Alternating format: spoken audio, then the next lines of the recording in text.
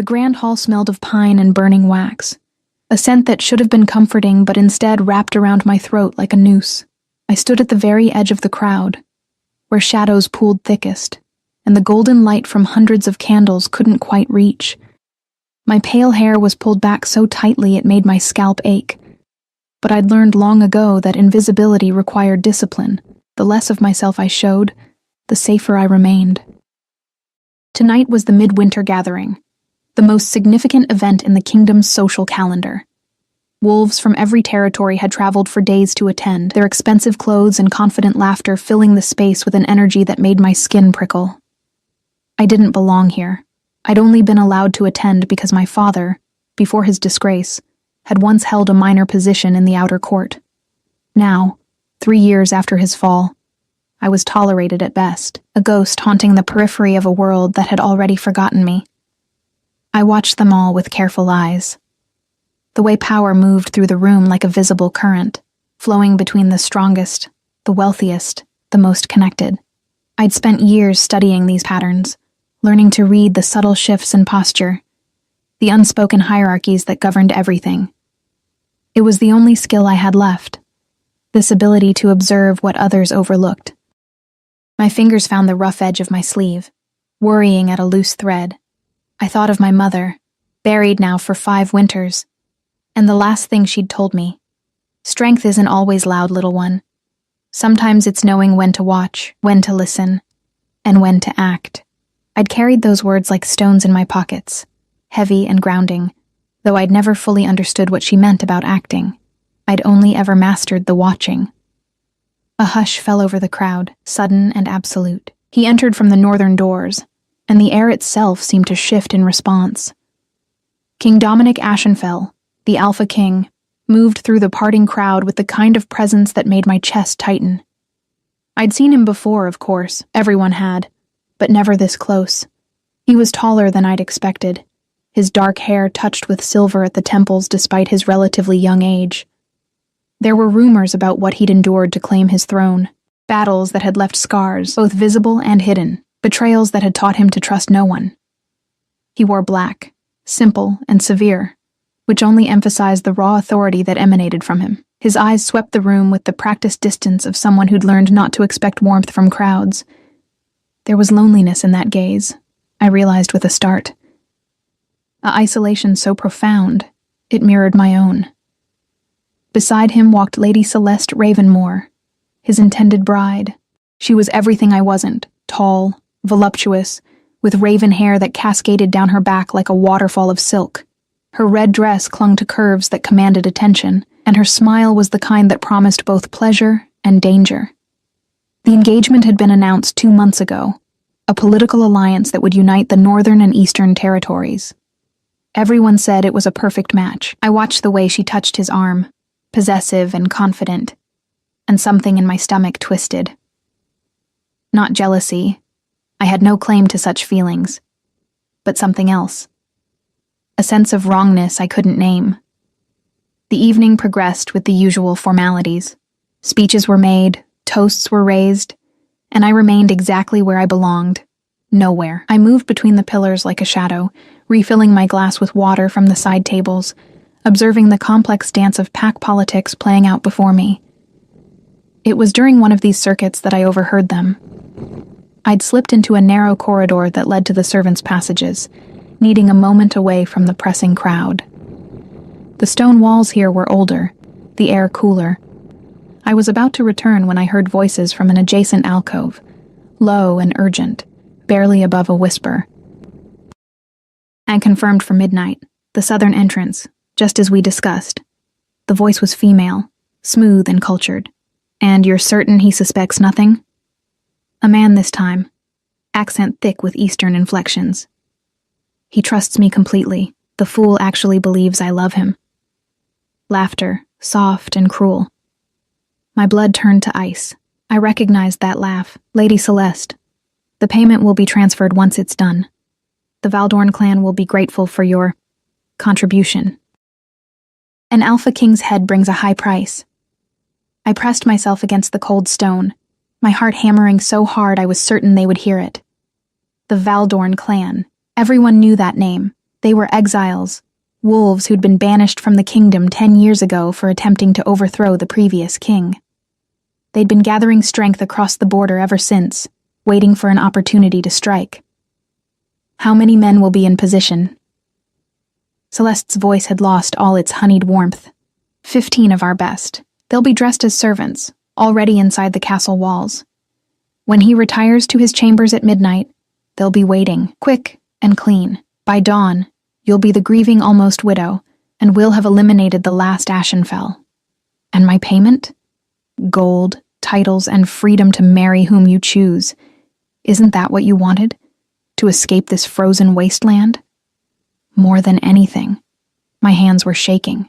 I needed to move, to breathe, to think, but my body had turned to stone. They were going to kill him. Tonight. In just a few hours. And no one knew. No one suspected that the woman smiling at his side, accepting the court's admiration and well wishes, was about to sell him to his enemies. I thought of my mother's words again. Sometimes it's knowing when to act.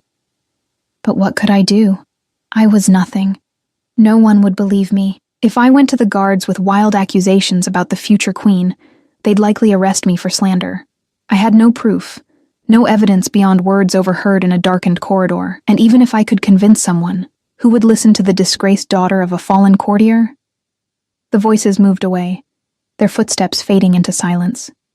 I waited until I was certain they were gone, before I allowed myself to slide down the wall, my legs finally giving out beneath me. The cold stone floor seeped through my simple dress, but I barely felt it. Every instinct screamed at me to run, to hide, to pretend I'd heard nothing. It would be so easy to slip away, to return to my tiny room in the forgotten wing of the castle and lock the door behind me. By morning, it would all be over.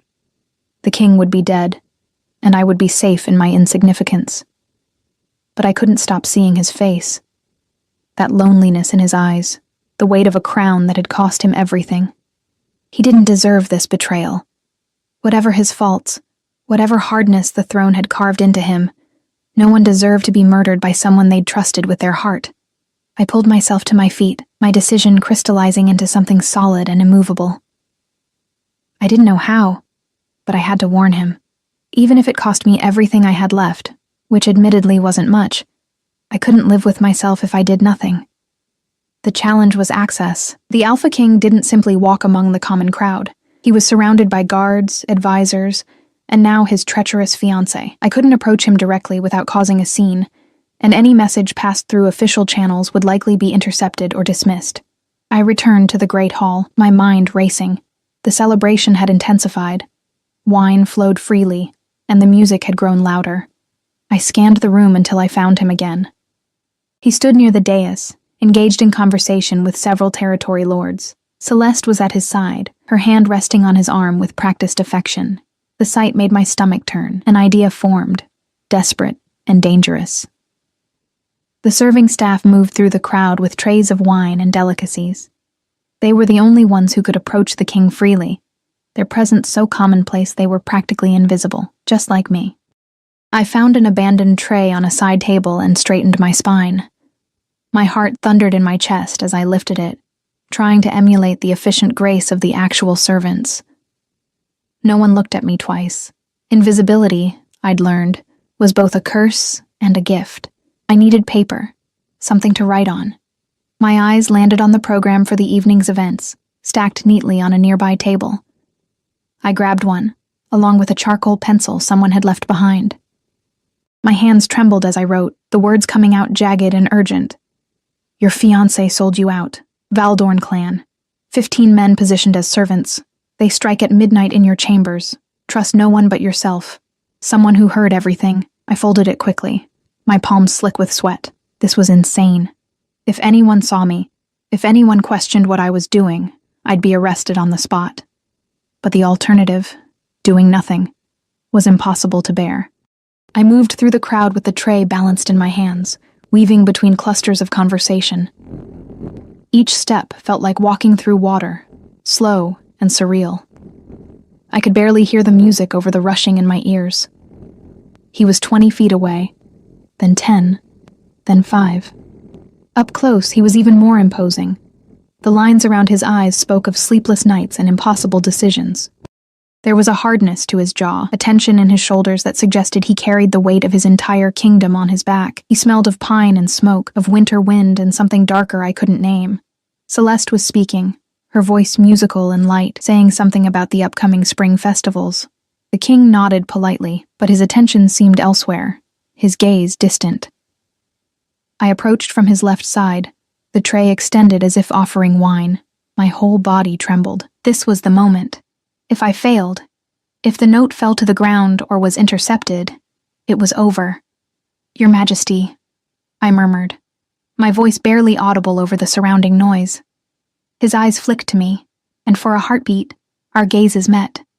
I saw surprise there, perhaps because I'd spoken at all, or perhaps because of what he saw in my face. I'd never been good at hiding my emotions, and right now, every ounce of my fear and desperation must have been written across my features. I placed the tray on the nearby table with shaking hands, and in the same motion, I pressed the folded note directly into his palm. His fingers closed around it automatically, his expression shifting from surprise to sharp focus. "Trust nothing," I whispered, so quietly that only supernatural hearing could have caught it. "Especially not love." Then I turned and walked away before my courage could fail me completely. I didn't run. Running would draw attention, but each step felt like an eternity. I expected at any moment to hear guards shouting, to feel hands grabbing my arms, dragging me back, but nothing happened. The crowd swallowed me up, and I disappeared back into the shadows where I belonged. I made it to the corridor before my legs gave out again. I leaned against the wall, breathing hard, my entire body shaking with the aftermath of adrenaline. I'd done it. I'd actually done it. Whether he would believe me, whether he would act on the warning, or dismiss it as the ravings of a mad woman, I didn't know. But I'd tried. For the first time in 3 years, I'd done something other than simply survive. And now, all I could do was wait and see if the Alpha King would live to see the morning. I didn't sleep. How could I? I lay in my narrow bed in the servants' wing, staring at the cracked ceiling while my mind replayed every moment of the evening. The note. His eyes meeting mine, the way his fingers had closed around the paper with such immediate understanding. Had he read it? Had he believed it? Or had he dismissed it as the desperate plea of some attention-seeking fool? The castle felt different in the deep hours of night. The celebration had ended around 11, the guests dispersing to their various chambers throughout the sprawling complex. I'd watched from my window as carriages departed, as drunken nobles stumbled toward guest quarters, as the lights in the great hall finally dimmed. Midnight came and went. I pressed my ear to the door, listening for sounds of conflict, of guards rushing through hallways, of anything that might indicate violence unfolding in the king's chambers. But there was only silence, thick and oppressive. At some point near dawn, exhaustion finally claimed me. I fell into a fitful sleep filled with nightmares. Blood on marble floors, Celeste's cruel laughter echoing through empty halls, and those gray eyes staring at me with accusation and disappointment. I woke to someone pounding on my door. "Open up." By order of the royal guard.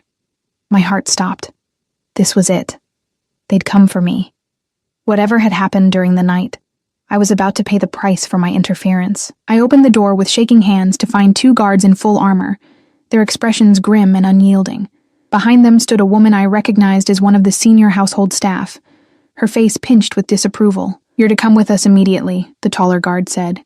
His hand rested on the pommel of his sword, not quite threatening but making his authority clear. "What's happened?" My voice came out smaller than I intended. "Questions will be answered by those with authority to answer them. Move."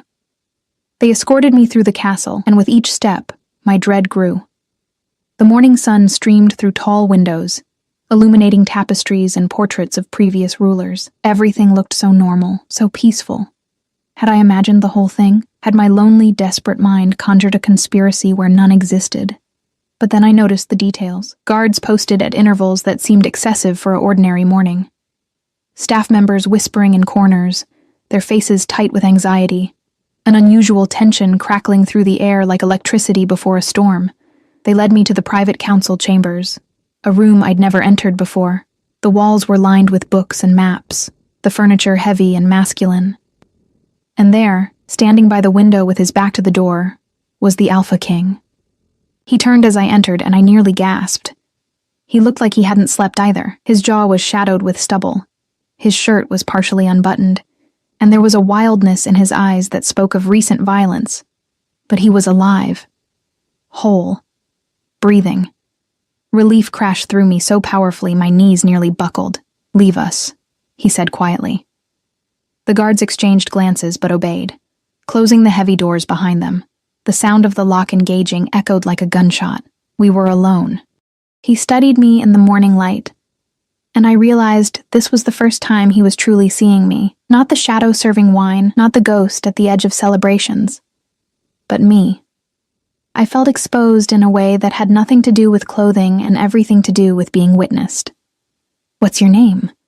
His voice was rougher than I expected, scraped raw by whatever had transpired in the dark hours. "Sarah Whitmore, Your Majesty." I managed a clumsy curtsy, my body remembering protocols my mind had nearly forgotten. "Whitmore." He tested the name, and I saw recognition dawn. Thomas Whitmore's daughter. I flinched. My father's name was still a wound that hadn't healed. "Yes." He was accused of embezzling from the royal treasury. Executed 3 years ago. He was innocent. The words escaped before I could stop them. Sharp and defensive. The evidence was fabricated, but no one believed him. No one cared to look deeper. Something shifted in his expression. Not sympathy exactly, but understanding. The world is rarely interested in truth when lies are more convenient. He moved to a side table where my note lay unfolded, the charcoal words stark against the cream paper. "You wrote this."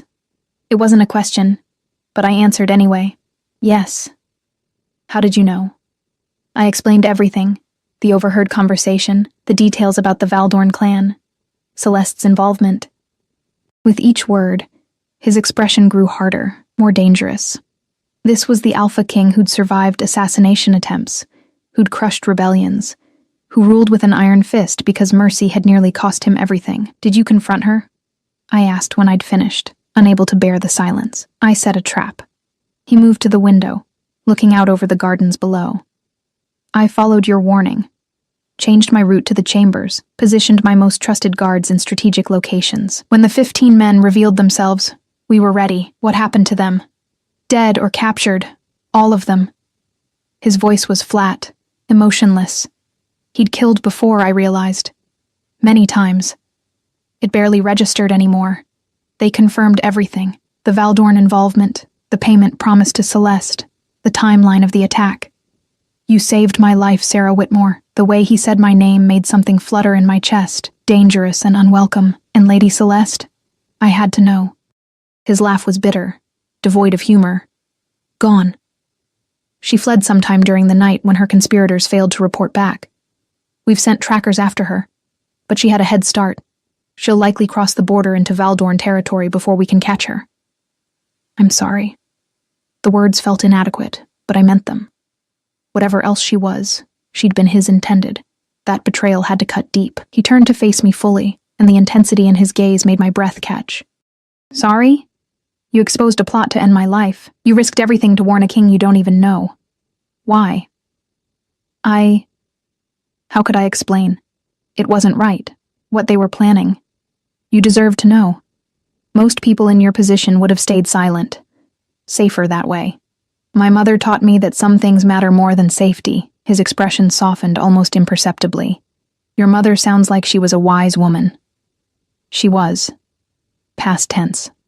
Always past tense. He studied me for a long moment, and I forced myself not to look away, despite every instinct screaming at me to lower my eyes, to return to the safety of invisibility. There was something happening in this room. Some shift in the air between us that I didn't understand but could feel nonetheless. "The council is calling for a full investigation," he said finally. "They want to question everyone who was at the gathering last night. Your name will come up. People will want to know how He paused, seeming to choose his words carefully. "How someone in your position came to possess such sensitive information." Fear spiked through me. "Will I be arrested?" "No." The word was firm, absolute. You're under my protection now. Anyone who questions your actions answers to me. The weight of those words settled over me like a cloak. Protection from the Alpha King was no small thing. It was also incredibly dangerous. In this world, nothing came without a price. I don't understand, I admitted. Why would you protect me? I'm nobody. My family name is ruined. I have no connections. No. You have courage. He interrupted me, moving closer. You have honor. And you have the kind of perception most people lack. The ability to see what's hidden, to hear what others miss. Those qualities are worth more than any title or bloodline. He was standing close enough now that I could see the flecks of gold in his gray eyes, could smell the scent of pine and winter that clung to him. My heart hammered against my ribs. I'm assembling a new inner circle, he continued, people I can trust. After last night, I've realized that my previous advisors were either compromised or incompetent. I need eyes and ears I can rely on. I need someone who understands how to move through shadows and see what others overlook. Understanding dawned slowly. You're offering me a position. More than a position. I'm offering you a purpose, a place, the chance to use your skills for something that matters. It was everything I'd lost when my father died.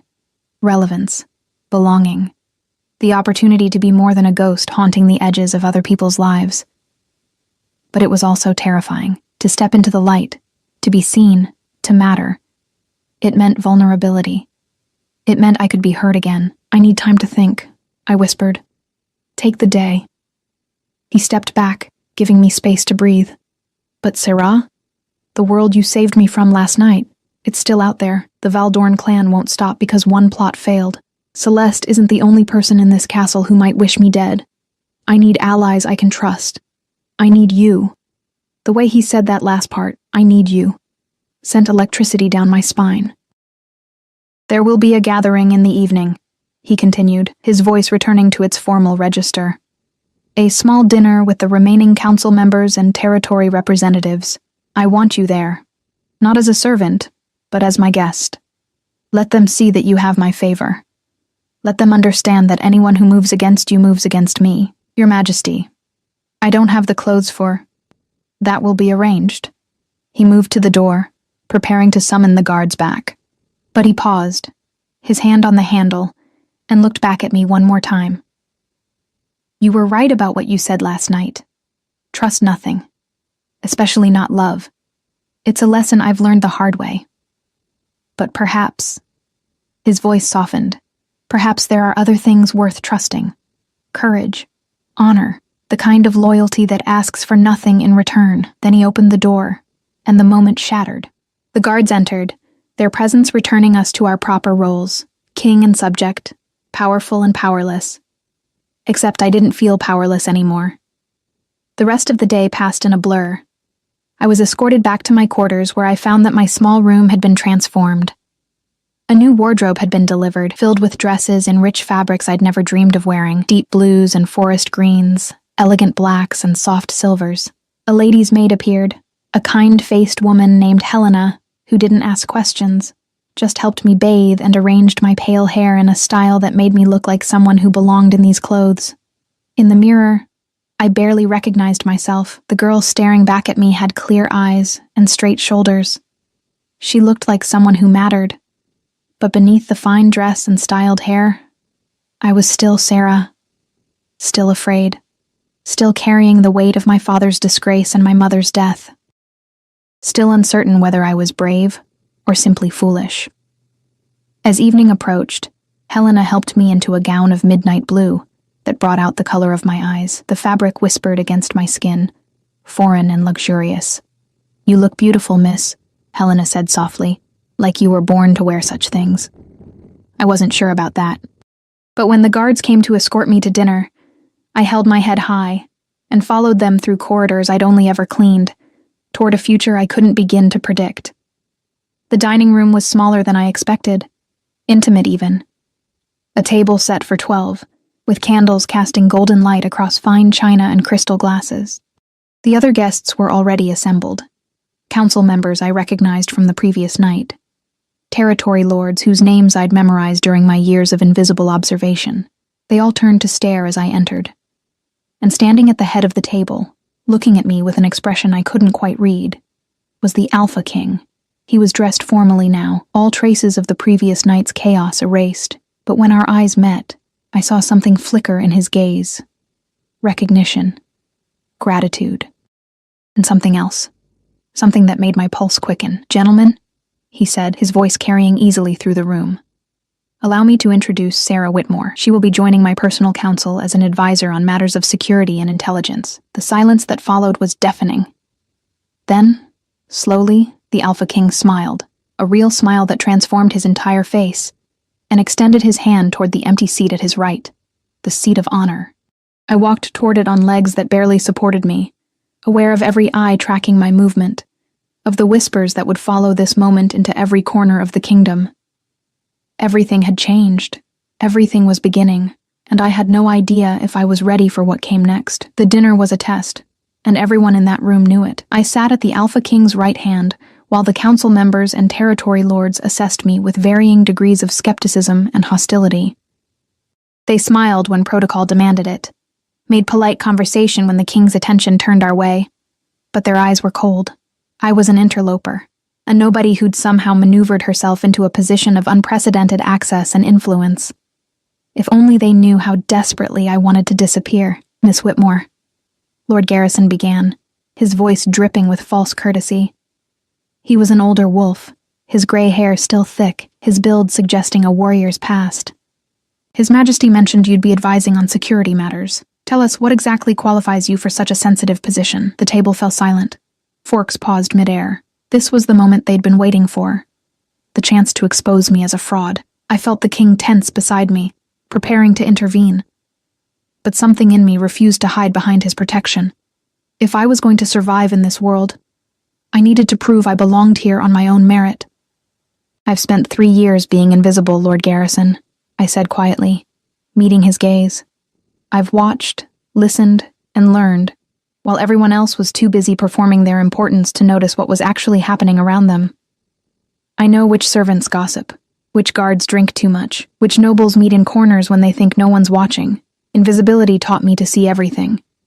And last night, that skill saved our king's life." Lord Garrison's eyes narrowed, but he nodded slowly, a grudging respect perhaps, or simply acknowledgement that I wouldn't be easily dismissed. The meal continued with stilted conversation about territory disputes and trade agreements. I mostly listened, absorbing the dynamics at play. There was Lord Thaddeus, young and ambitious, who kept glancing at me with open curiosity. Lady Morgana, one of only 2 women at the table besides myself, who studied me with sharp intelligence.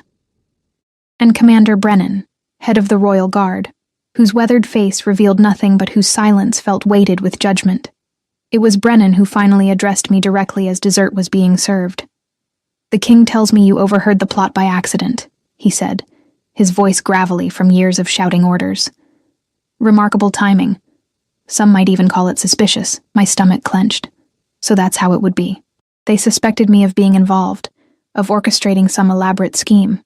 "Commander," the king's voice cut through the tension like a blade. "Sarah risked everything to warn me. She had nothing to gain and everything to lose.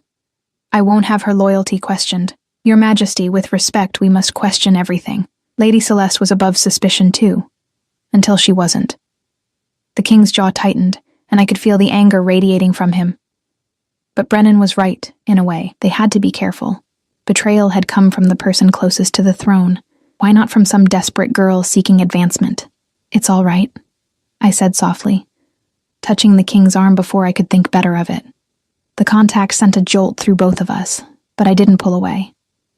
The commander's caution is wise. If I were in his position, I'd be suspicious too. I turned to Brennan, forcing myself to hold his hard gaze. "I can't prove my intentions were pure, Commander. I have no witnesses to support my story, no evidence beyond what I heard. You'll have to decide for yourself whether to trust me. But know this. I've lost everything once already. My father, my mother, my place in this world. I know what it's like to have your life destroyed by lies and political games. I wouldn't inflict that kind of pain on anyone, not even for personal gain." Something shifted in Brennan's expression. Not quite warmth, but a softening of the granite disapproval. "Fair enough, Miss Whitmore. Time will tell." The evening finally ended near midnight. As the guests departed, making their formal goodbyes to the king, I stood awkwardly to the side, unsure of my role now that the performance was over. "Stay," the king said quietly as the last guest departed. "Please." We were alone again, just as we'd been that morning, but this felt different, more intimate. The candlelight cast shadows across his face, highlighting the exhaustion I'd noticed earlier. "You did well tonight," he said, pouring 2 glasses of wine from a decanter on the sideboard. He offered me one, and I took it with trembling fingers. "Better than well. You held your ground. They all think I'm using you." The wine was rich and dark on my tongue, warming me from the inside. "Let them think what they want. I know the truth." He moved to the fireplace, staring into the dying flames. "Do you know what the worst part of last night was?" I waited, sensing he needed to speak more than I needed to answer. Not the assassination attempt. Not even Celeste's betrayal, though that... He paused, pain flickering across his features. "The worst part was realizing how completely alone I am. I'm surrounded by hundreds of people. Yet there's not a single person in this entire kingdom I can truly trust, until you. You don't know me, Your Majesty, not really. Don't I?" He turned to face me, and the vulnerability in his eyes made my breath catch. "You risked everything for a stranger. You asked for nothing in return. In my experience, that kind of integrity is rarer than any treasure. Or maybe I'm just foolish. Then I'll take foolish loyalty over calculated self-interest any day." He set down his glass and moved closer. "I want to show you something. Will you trust me? It should have been frightening, being alone with the most powerful man in the kingdom, following him deeper into the private royal quarters, but somehow, with him, I felt safer than I had in years." He led me through corridors I'd never seen, past guards who nodded in recognition, until we reached a heavy oak door. He produced a key from his pocket and unlocked it, gesturing me inside. The room beyond took my breath away. It was a library, but unlike any I'd ever seen. Books lined every wall from floor to ceiling, thousands of volumes in leather bindings of every color. A massive fireplace dominated one wall, and comfortable chairs were positioned near the windows that overlooked the moonlit gardens. "This was my mother's sanctuary," he said softly, lighting lamps throughout the space. "When the weight of the crown became too much, she'd come here to remember who she was beneath the title. It's beautiful." I moved between the shelves, trailing my fingers along the spines. I didn't know she was a scholar. Most people didn't. They saw her as an ornament, a pretty face beside my father's throne. But she was brilliant. She spoke 6 languages, studied philosophy and strategy. Much of my father's success was actually her wisdom, whispered in private where no one else could hear. There was such love in his voice when he spoke of her. And grief. "She died when you were young," I said gently. It wasn't a question. Everyone knew the story. The previous queen had fallen ill with a wasting sickness when Dominic was barely 15, 12 years ago now. Sometimes it feels like yesterday. Sometimes like another lifetime. He pulled a book from a high shelf, handling it with reverent care. She kept journals. Private thoughts about ruling, about life in the court. I still read them when I need guidance. He opened the leather-bound volume, and I saw pages filled with elegant handwriting, a woman's voice preserved in ink. "Power is loneliest at the top," he read aloud. "Everyone wants something from you. Love becomes transaction, loyalty becomes negotiation. The challenge is remembering your own humanity when everyone else sees only your crown." His voice cracked slightly on the last words. I watched this powerful king, this alpha who commanded armies and ruled territories, reduced to a grieving son missing his mother. It was the most human thing I'd ever witnessed. "Why are you showing me this?" I asked.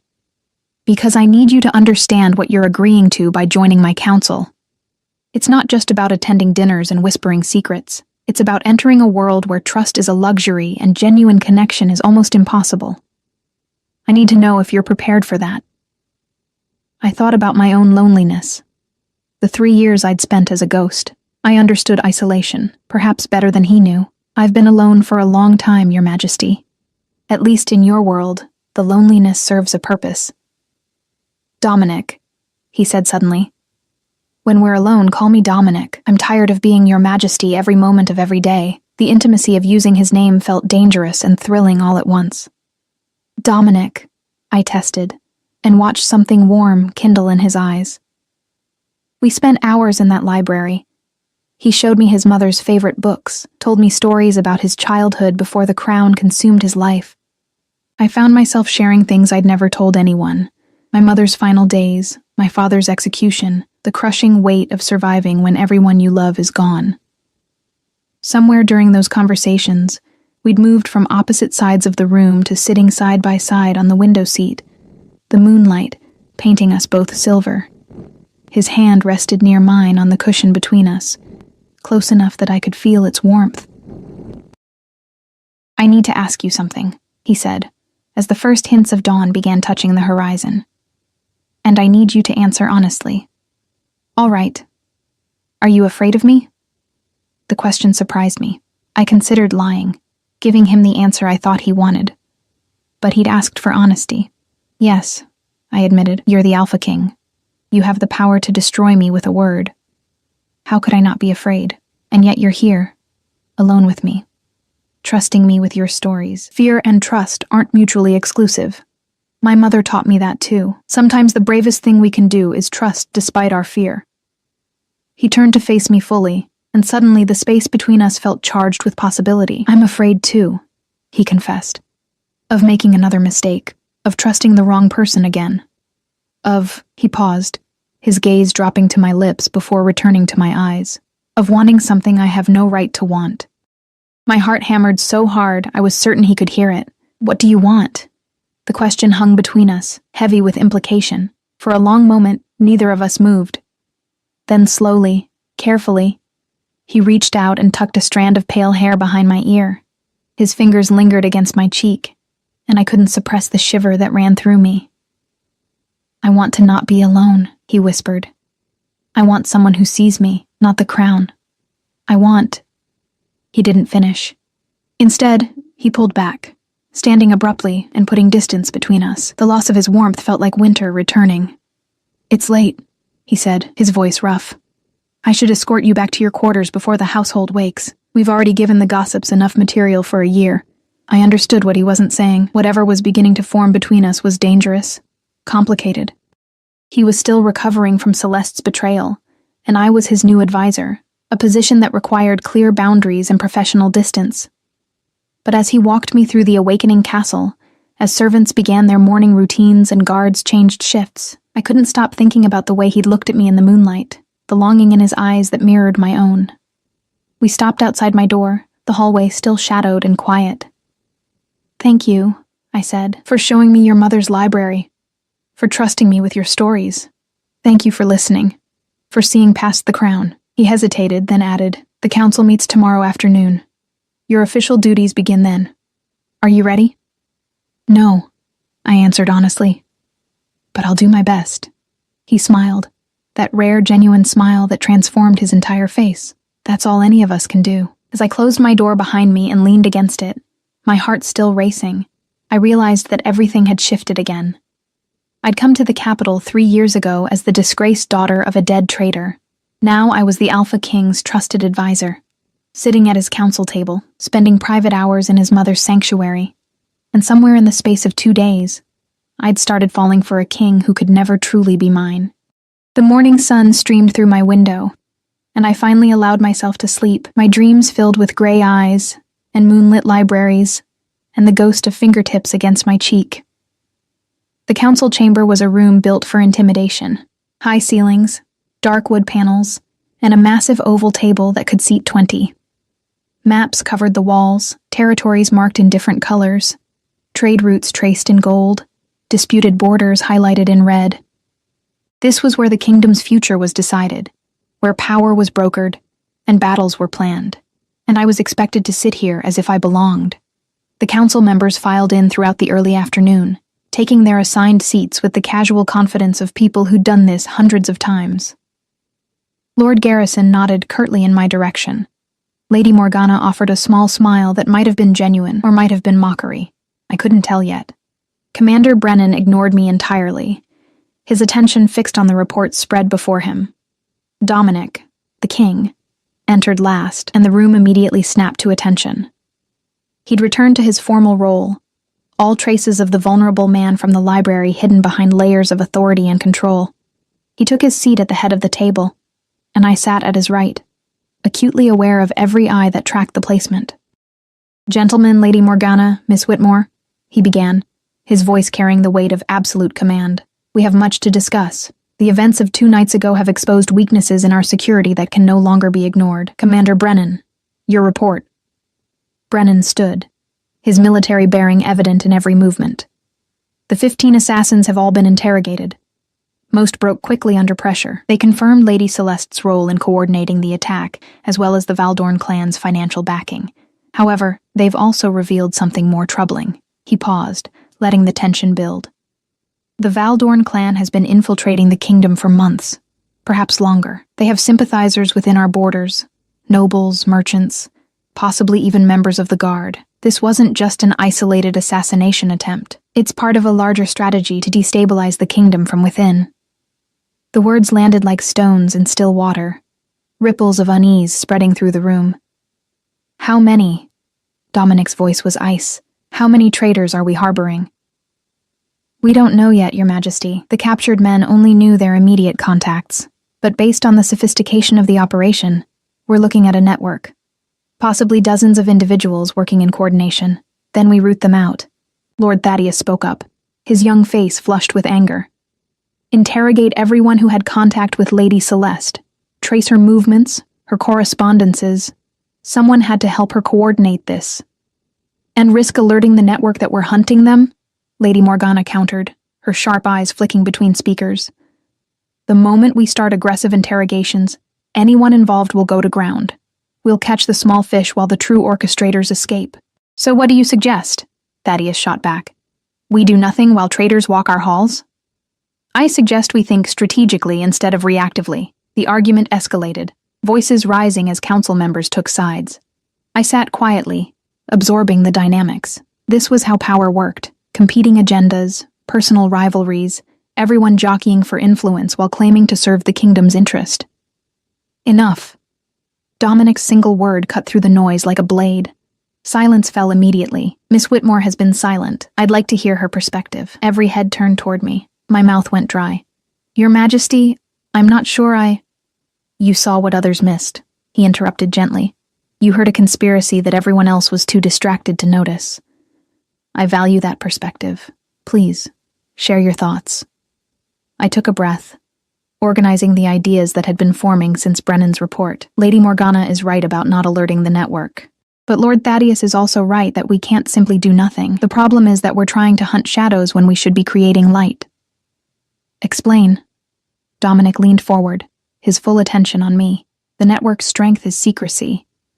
They communicate through hidden channels, meet in dark corners, rely on the assumption that no one's watching. But what if we made them believe their cover was already blown, not through interrogations or arrests, but through strategic information?" "You mean disinformation," Brennan said slowly, understanding dawning in his eyes. "Make them panic." "Exactly. Let it slip through carefully chosen sources that we've captured one of their coordinators, someone high in the hierarchy, someone who's talking. Make them believe their network is compromised. When people panic, they make mistakes. They reach out to allies to warn them. They try to flee. They take actions that reveal themselves. And we watch," Lady Morgana finished, a smile playing at her lips. "We watch to see who runs, who makes contact, who suddenly changes their behavior. It's risky." Lord Garrison interjected. "If we're wrong about the scope of the infiltration, we could create chaos for nothing." "We're not wrong." I met his gaze steadily. Celeste didn't orchestrate this alone. She was never that clever. Someone guided her, fed her information, told her exactly how to exploit the king's trust. That person is still here, watching, waiting for their next opportunity. The silence that followed was different this time. Thoughtful, rather than hostile. Dominic's expression revealed nothing, but I caught the slight nod of approval. "Commander Brennan, work with Miss Whitmore to develop the specifics of this strategy. I want detailed plans by tomorrow. Lord Garrison, Lord Thaddeus, increase border patrols but do so quietly. If the Valdorn clan is planning another move, I want advance warning. Lady Morgana, Use your network of informants to monitor any unusual activity among the noble houses. Orders were given, responsibilities assigned. The meeting continued for another 2 hours, covering everything from grain shipments to territorial disputes. I contributed when asked, but mostly I listened and learned. By the time we adjourned, my head was spinning with information. As the council members filed out, Dominic caught my arm gently. "Stay a moment." When we were alone, his formal mask slipped slightly. "That was well done. Your strategy is sound. It might not work, but it's better than anything else suggested. You see patterns others miss, Sarah. Don't diminish that gift." The use of my name in private sent warmth through my chest. I'm still learning. This world of strategy and politics, it's not something I was trained for. Neither was I. Not really. My father died when I was 22. I went from Crown Prince with years of preparation ahead of me to Alpha King overnight. The first year was... He paused. Shadows crossing his face. Difficult doesn't begin to describe it. I made mistakes. Trusted the wrong people. Nearly lost everything because I was too young and too certain I knew better than my advisors. What changed? I learned to listen, to value wisdom over pride. And I learned that intelligence comes in many forms. You don't need formal training to see truth. Sometimes fresh eyes see more clearly than experienced ones. He moved to the windows overlooking the training yards below. Young wolves were sparring under the afternoon sun, their movements fluid and powerful. I joined him, watching the display of strength and skill. "There's something else we need to discuss," he said quietly. "The position I've given you has made you a target. The network we discussed, they'll see you as a threat now. Someone who helped foil their plans. Someone who has my ear and trust." Ice trickled down my spine. I hadn't considered that. I'd been so focused on proving myself worthy of the position that I hadn't thought about the danger it brought. "I'm assigning you personal guards," he continued. "2 of Brennan's most trusted men. They'll be with you at all times outside your private quarters." "That seems excessive. Celeste tried to kill me 2 nights ago. Do you think her allies will hesitate to eliminate someone they see as an obstacle?" His voice was hard, brooking no argument. "You're under my protection, Sarah. That means I protect you, whether you think it's necessary or not." The possessive edge in his tone made my pulse quicken. This wasn't just about security. There was something more, something neither of us was ready to name. "There's a banquet in 3 days," he said, changing the subject abruptly. "Representatives from the Eastern Territories are coming to discuss trade agreements. I need you there." "As your advisor?" "As my companion." He turned to face me, and the intensity in his gray eyes stole my breath. "I know it's soon after, everything. But the court needs to see that I'm not broken by Celeste's betrayal. That I'm moving forward. And I need..." He paused, vulnerability flickering across his features. "I need someone beside me I can trust. Someone real. People will talk. People always talk. Let them." "Dominic." I used his name deliberately, watching him react to the intimacy of it. "What are we doing? This isn't just professional anymore, is it?" He was quiet for a long moment, conflict warring in his expression. "No," he finally admitted. "It's not, and I know that's dangerous. You work for me, you're my advisor. There are power dynamics and complications, and 100 reasons why this is a terrible idea. But I can't stop thinking about you, about the way you looked in the moonlight, about your courage and your kindness and the fact that you're the first person in years who's made me feel like something other than a crown." My heart hammered against my ribs. "I think about you too, more than I should." "Then what do we do about it?" It was the question that had kept me awake after our night in the library. The question that had no easy answer. "I don't know," I whispered. "But I know I'm not strong enough to walk away." "Good." He reached out, his fingers finding mine and intertwining them. The contact sent electricity up my arm. Because neither am I. We stood like that, hands joined, neither of us willing to move further or pull apart. Outside, the sun was beginning its descent, painting the sky in shades of orange and gold. Inside, something fragile and precious was taking root between us. The moment shattered when a sharp knock echoed through the chamber. We separated quickly, putting professional distance between us as Commander Brennan entered. "Your Majesty, apologies for the interruption." His weathered face was grim. "We've had a development. One of the captured assassins has asked to speak with you directly. He claims to have information about someone in the inner circle, someone close to the throne." Dominic's expression hardened immediately, all traces of softness vanishing. "When?" "Now, if you're willing. He's asking for immunity in exchange for the information." "Absolutely not. He tried to kill me. He gets nothing. He says without protection, what he knows will die with him, that the person he's naming has the reach to silence him even in our deepest cells." I watched Dominic process this, saw the calculation behind his eyes. This was the Alpha King making decisions that could alter the kingdom's future. "Fine. Conditional immunity, pending verification of his information. If he's lying, the deal is void. Miss Whitmore, you'll accompany me." Brennan's eyebrows rose slightly. "Your Majesty, is that wise? This could be dangerous, which is exactly why I want her there. She reads people better than any of us. If he's lying, she'll catch it."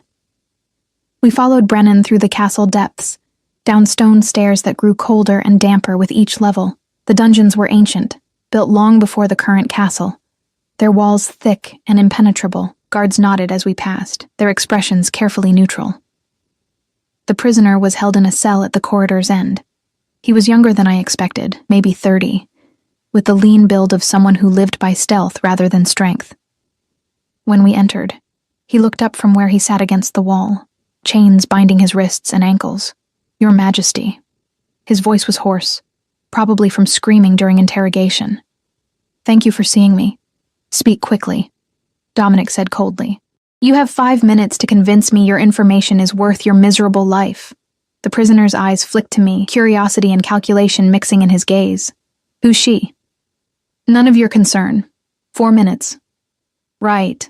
Fine." He shifted, chains clanking. "You're looking for the network inside your kingdom. You want names. I'll give you one name. The person who coordinated everything with Lady Celeste. The person who's been feeding information to the Valdorn clan for over a year." "Who?" The single word cracked like a whip. The prisoner smiled, and something in that expression made my blood run cold. "Lord Garrison, your most trusted advisor, the man who sat at your right hand for 5 years. He's the one who's been selling you out all along." The silence in that cell was absolute. Dominic's face had gone completely blank, the kind of stillness that preceded violence. I could feel the rage building in him, coiled tight like a spring about to snap. "You're lying," he said, his voice deadly quiet. "Am I?" The prisoner leaned back against the stone wall, chains rattling. "Ask yourself, Your Majesty, who suggested Lady Celeste as a potential match? Who advocated loudest for the engagement? Who had access to your schedule, your security arrangements, your private chambers? Lord Garrison has served this crown for decades. He served my father before me and resented every moment of it. Did you know his family once ruled the Northern Territories? Before your grandfather stripped them of their titles for rebellion, the Garrisons have been waiting generations for revenge. This was their chance." I watched the prisoner carefully, analyzing every micro-expression, every vocal inflection. My years of observation had taught me to read deception, and what I saw now terrified me. He was telling the truth. "Dominic," I said softly, drawing his attention. "We need to verify this before we act. If it's true, Garrison can't know we suspect him. If it's false..." I glanced at the prisoner. "Then we've been manipulated." The prisoner laughed, bitter and sharp. "Smart girl, but I can prove it. Garrison and I have a signal. Every week he leaves a mark on the 3rd column in the eastern corridor, a small scratch at eye level. If the mark is there, it means it's safe to make contact. If it's absent, something's wrong. Check the column. If my mark is there from 3 days ago and his is missing, you'll know I'm telling the truth." He stopped marking after the assassination failed. Dominic looked at Brennan. "Check it. Now." The commander left immediately, his footsteps echoing down the corridor. We waited in tense silence, the prisoner watching us with those calculating eyes. "Why betray him now?" I asked. "If Garrison's been protecting you, why expose him?" "Because I'm a dead man either way," the prisoner said simply. "At least this way. I might buy myself a few more years in a cell instead of a blade in the dark. Garrison doesn't tolerate loose ends. He would have had me killed within days to cover his tracks. 5 agonizing minutes later, Brennan returned. His face told the story before he spoke. Both marks are there, exactly as described. Fresh scratches, couldn't be more than a few days old. The world tilted slightly. Lord Garrison, the stern, principled advisor who'd questioned my presence, who'd served the crown for decades, was a traitor, had been a traitor for years, working slowly and patiently to destroy everything from within. Dominic's hands clenched into fists. How many others? In the castle? Just me and 2 kitchen staff who pass messages, but the network beyond the walls is larger. Garrison coordinates everything. Take him down and the whole operation falls apart. We need to move carefully, I said, my mind already racing through possibilities. If we arrest him openly, his allies outside will disappear. We'll never find them all. What do you suggest? Dominic's voice was strained, barely controlled fury bleeding through. An idea was forming, risky and dangerous, but possibly our only chance. The banquet in 3 days. Garrison will be there. We use it as a stage. We feed him false information. Make him believe we've identified a different traitor, someone unimportant. Let him think he's safe. That suspicion has turned elsewhere. And then? Brennan asked. Then we watch who he contacts, who he warns. We let him lead us to the network before we close the trap. The prisoner was nodding. That could work, but you'd need to make it convincing. Garrison is paranoid, smart. He'll smell a trap unless it's perfect. We spent the next hour extracting every detail the prisoner knew. Names, locations, communication methods. By the time we emerged from the dungeons, dawn was breaking outside, and my head throbbed with information overload. Dominic dismissed Brennan with orders to begin discreet surveillance on Garrison. When we were alone in the corridor, he slumped against the wall, the weight of betrayal evident in every line of his body. 5 years, he said hollowly. 5 years he sat across from me, advised me, pretended to care about this kingdom. How many decisions did he influence? How many opportunities did he sabotage? How many people died because I trusted him? I moved closer, careful not to touch but offering presence. You couldn't have known. I should have known. It's my job to know. He looked at me then, and the pain in his eyes was devastating. Everyone I trust betrays me eventually. Celeste. Garrison, who's next? When will it be your turn to sell me out? The words stung, but I understood where they came from. I can't prove I won't, I said quietly. I can only tell you that every day I choose to be here, it's a choice. Not obligation, not manipulation. Choice. He studied my face in the dim corridor light, searching for deception. Whatever he saw made something in him soften slightly. I'm tired of being alone, he whispered. I'm tired of wondering if the person standing next to me is planning my death. Then let me stand next to you. Let me be the one person you don't have to question. He reached out slowly, giving me time to pull away. When I didn't, his hand cupped my cheek, thumb brushing across my skin with devastating gentleness. You're the only real thing in my life right now. Do you know that? Dominic. He kissed me. It wasn't rushed or aggressive. It was soft, almost questioning, as if asking permission even as he took it. His lips were warm against mine, tasting of wine and something darker. I froze for a heartbeat, shocked by the reality of it, before my body responded instinctively. My hands found his chest, feeling his heart hammering beneath my palms. When we broke apart, we were both breathing hard. I shouldn't have done that, he said, though he made no move to step away. Probably not, I agreed. But I'm glad you did. A ghost of a smile touched his lips. This is dangerous, complicated. Everything worth having is. He kissed me again, deeper this time, and I let myself drown in it. In him. In the impossible reality that the Alpha King wanted me, trusted me, needed me. That somehow, in the space of days, my entire world had shifted. We broke apart when voices echoed from a nearby stairwell. Reality reasserted itself. We were in a public corridor. Dawn was breaking, and we had a kingdom to save from internal collapse. The banquet, I said, trying to refocus on something practical. We need to plan every detail. Later, he murmured, pressing his forehead to mine. Right now, I just need this. Need you. Just for a moment. So we stood there, tangled together in the empty corridor, stealing a moment of peace before the storm to come. The next 3 days were a carefully orchestrated performance. We fed Garrison false information through multiple channels, each piece designed to point toward a minor border lord as the suspected traitor. We watched as Garrison absorbed the information, watched for any sign that he suspected the trap. He was good. I had to give him that. His reactions were perfectly calibrated. Appropriate concern. Helpful suggestions for investigation. Not a flicker of relief or suspicion. If I hadn't known the truth, I never would have guessed. The banquet arrived with all its attendant chaos. The castle was transformed, every surface polished until it gleamed. Flowers imported from the southern territories filling the air with their heavy scent. My dress for the evening was emerald green, cut to emphasize the figure I'd always tried to hide.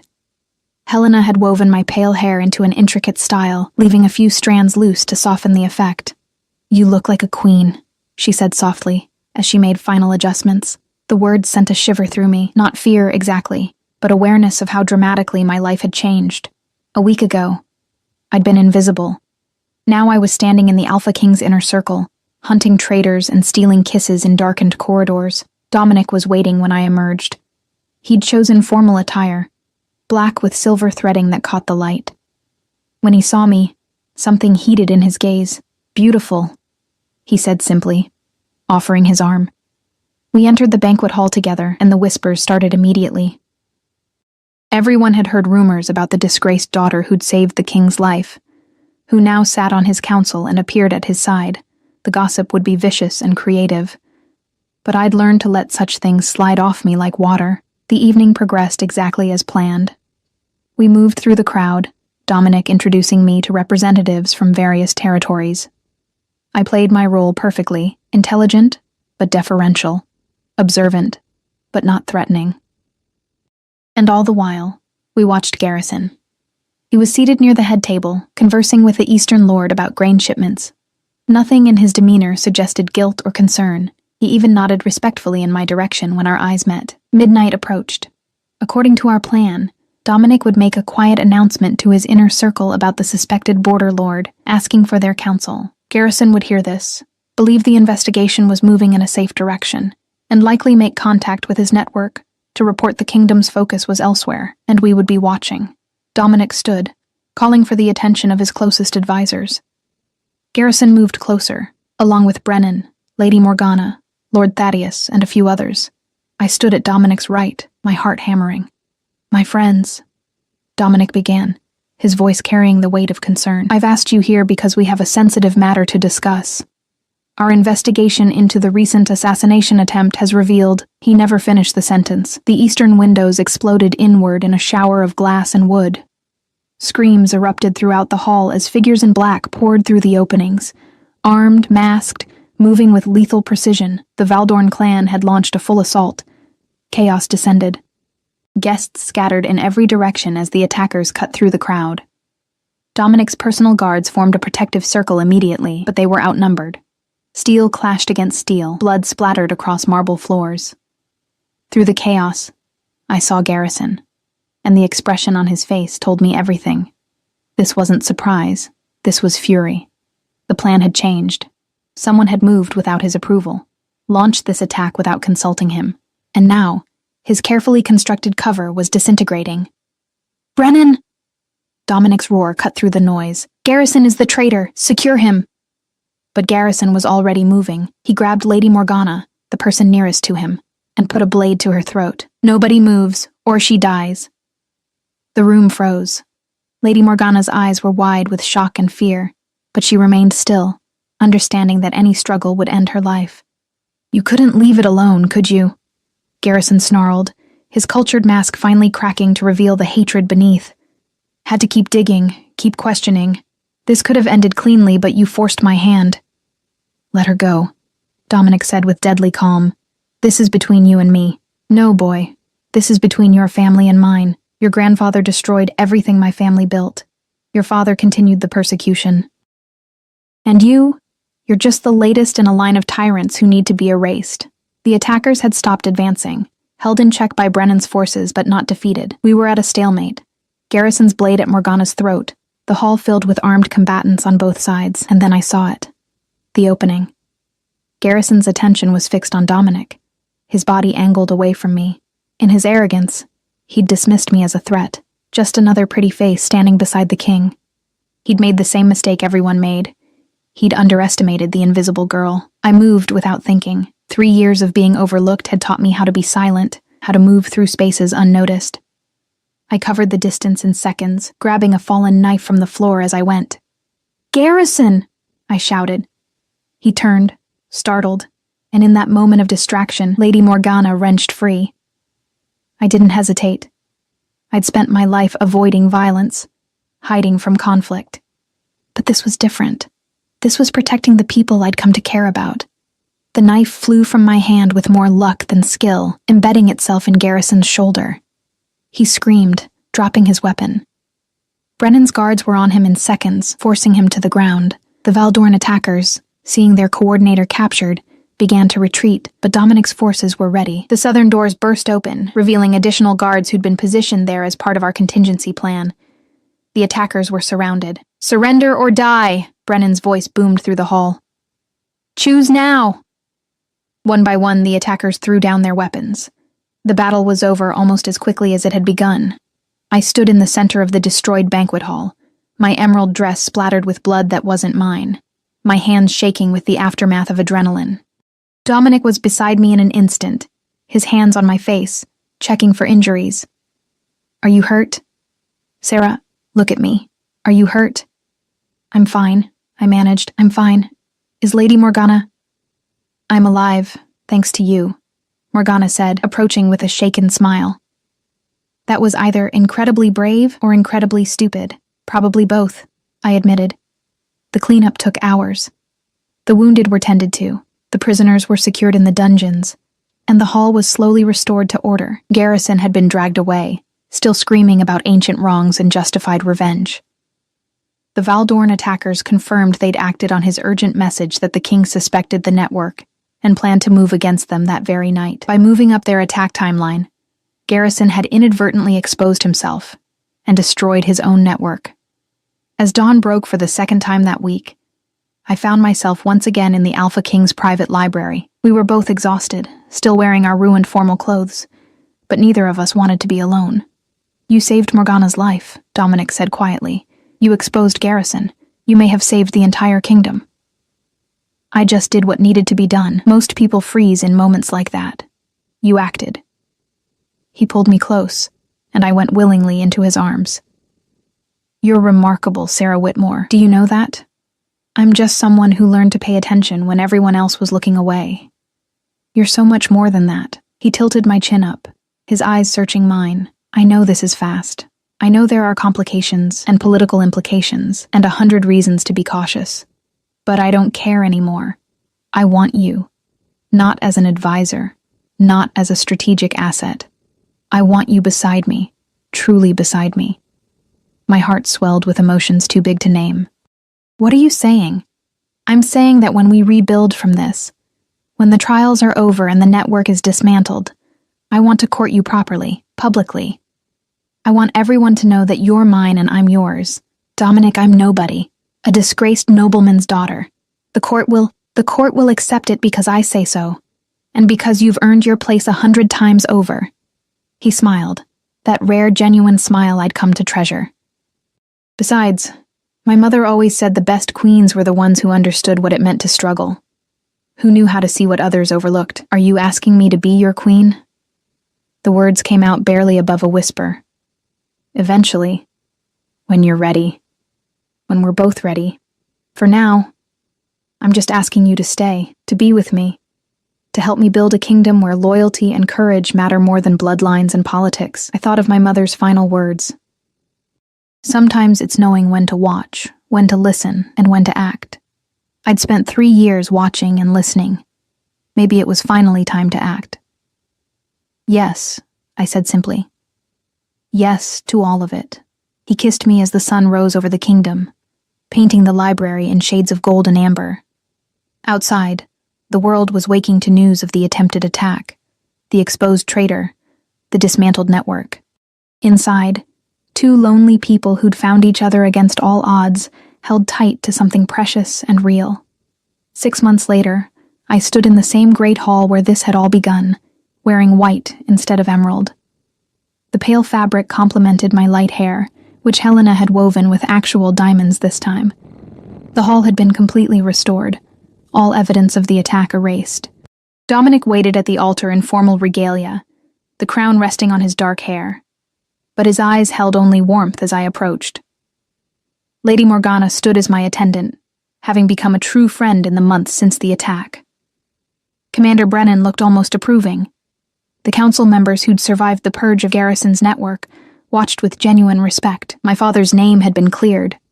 Evidence found in Garrison's possessions proved the embezzlement charges had been fabricated to remove a loyal advisor who might have questioned his influence. My mother would have been proud to see this day. As I took Dominic's hand and spoke the vows that would make me queen, I thought about how far I'd traveled from that invisible girl in the shadows. I'd learned that strength came in many forms, that courage wasn't the absence of fear, but action despite it. That sometimes the people who seemed weakest held the most power to change everything. "I love you," Dominic whispered, as we were pronounced king and queen, husband and wife. "I love you too," I whispered back. "My king, my partner, my choice." The crowd erupted in cheers as we kissed, sealing the promise of a new era, the disgraced daughter and the lonely king, together building something stronger than either could have achieved alone. And in that moment, surrounded by people who now saw me clearly, I finally understood what my mother had meant. Strength wasn't always loud. Sometimes it was the quiet courage to act when everyone else stayed silent, to trust when betrayal seemed inevitable, to love when loneliness felt safer. I was no longer invisible. I was no longer alone. I was exactly where I belonged.